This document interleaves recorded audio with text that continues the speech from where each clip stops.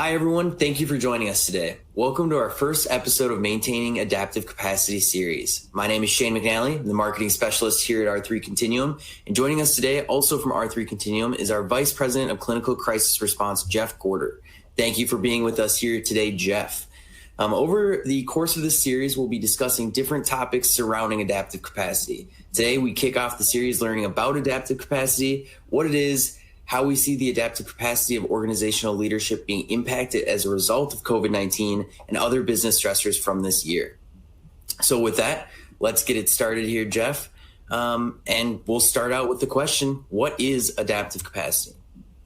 Great. Well, welcome all of you as well for joining this series. And I trust that this will be helpful and useful information as we are all, quite frankly, adapting to the reality of COVID-19. The pandemic has created an absolute necessity to change, to adapt, to respond to an unfamiliar and still evolving, rapidly evolving situation.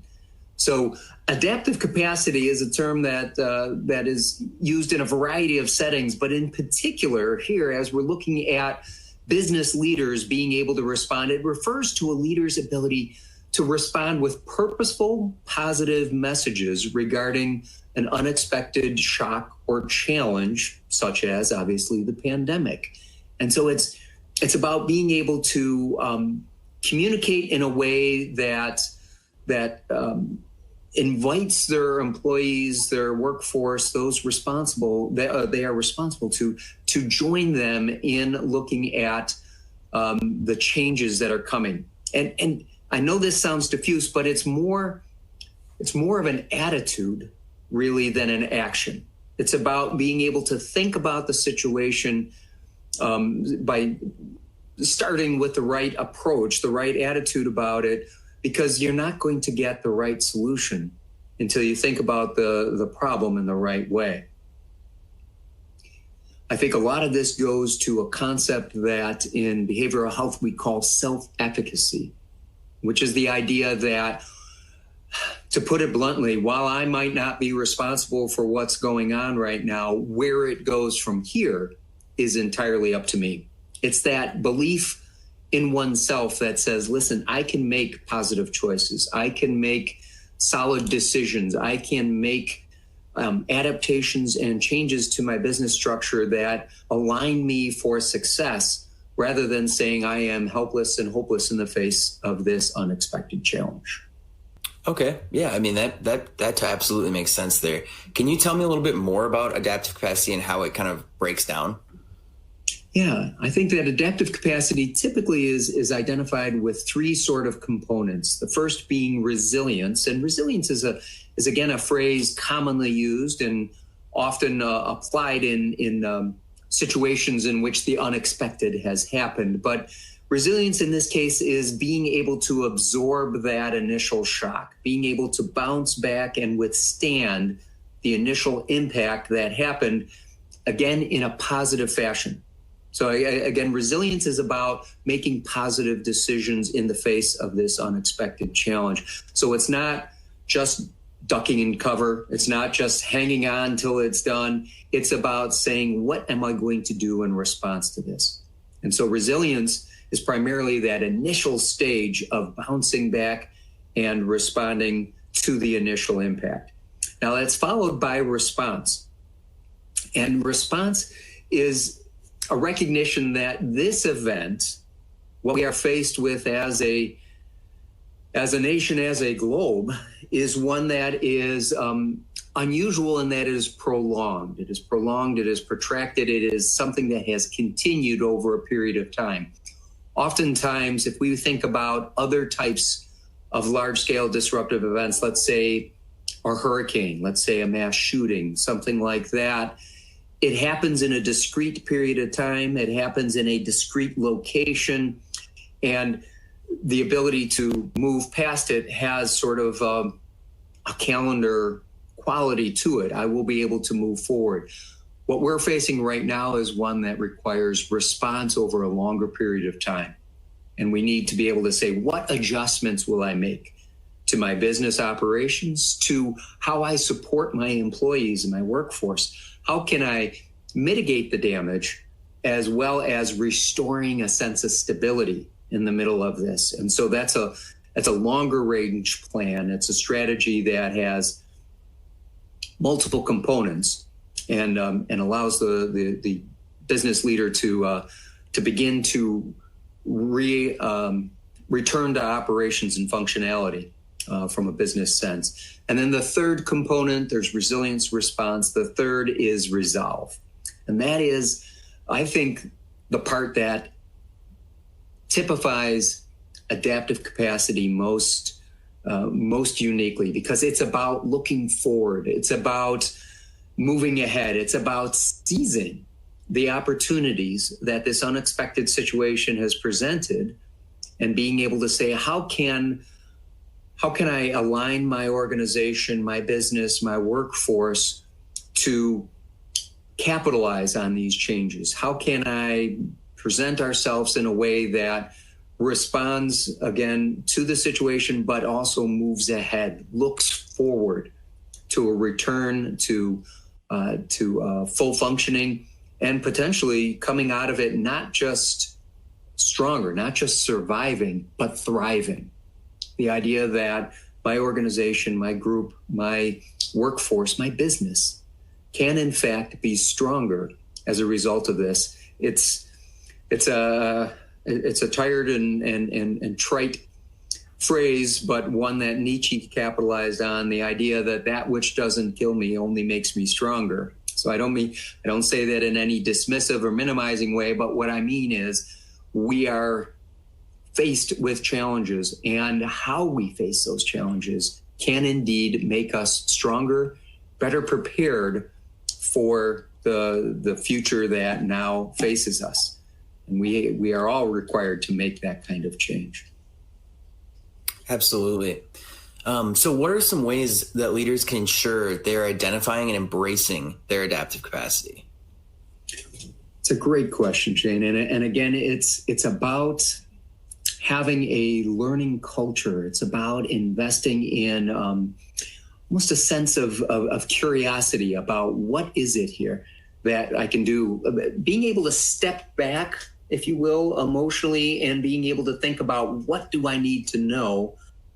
How can I adapt? What can we do differently to change this? Because it's a natural and understandable human characteristic that we tend to rely on that which is familiar in times of stress.